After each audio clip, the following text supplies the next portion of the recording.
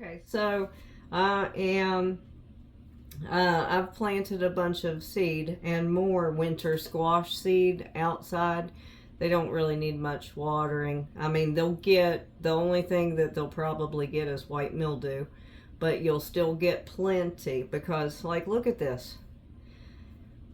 And what I have done, and this is how I cook, and this is probably a lot like how you all cook, but it's a good way to cook and prepare food. Like, this is last year's butternut squash, and I have several more still in my basement, and Georgia candy roasters, like all the winter squash. It just, if you keep it under 50 degrees in a cool, dry place that is dark, a lot, they will store forever.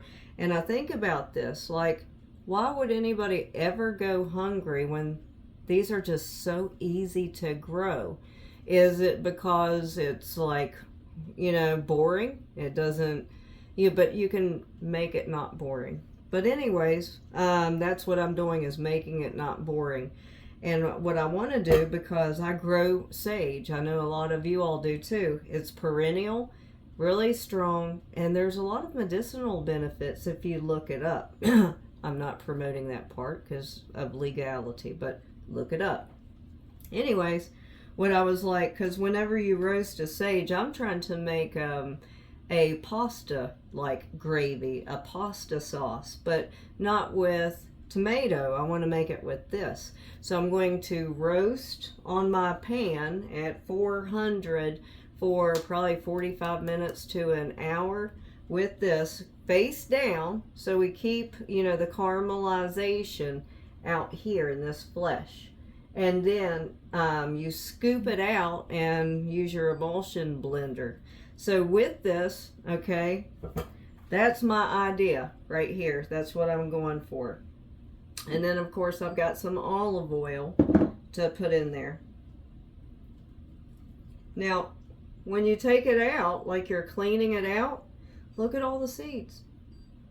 And then all you really need to do with these seeds is they have this like squishy, slickery coating, and it's called something like a biofilm or something like that.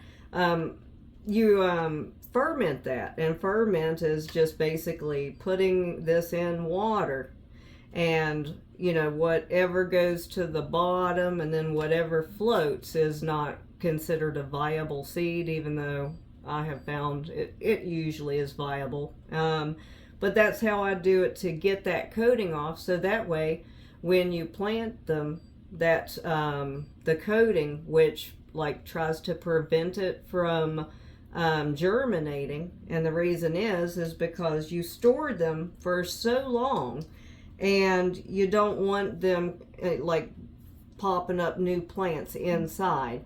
This doesn't, different things like this, you get that coating, and that's to prevent it from like germinating within the fruit itself, which is, I think, kind of interesting. But look at all the seeds. Like, these are free seeds, and the reason that you want to keep these seeds is when you grow in your own garden, the seeds, they have genetic knowledge of where they're growing. Like, they know that this is clay soil. They know that we have droughts. I'm not saying that they know they have a consciousness, but they have genetic, like, there's other ways of communicating other than, humans talking, birds singing. There's other ways of communication on a genetic level, which, like, that was the thing I got into with Master Gardeners. I realized there's nothing outside quiet. There is some sort of communication and interaction happening in the air above, in the air right in front of us, that we can't even see, the funguses and the spores that are all flying around that are invisible, and people get hay fever. And what you can do, I mean, like, this is seriously stimulating. And so when you grow seeds from fruit that you have grown, they're much more acclimated, they have a better chance at survival, basically. And so that's all part of cooking. You know, we're harvesting from the garden, like the sage, you know, that perennial. And I saw some people recently with their sage in their gardens. Like, the sage is amazing. But I was like, well, hold up now, because I went out there and I got these sprigs.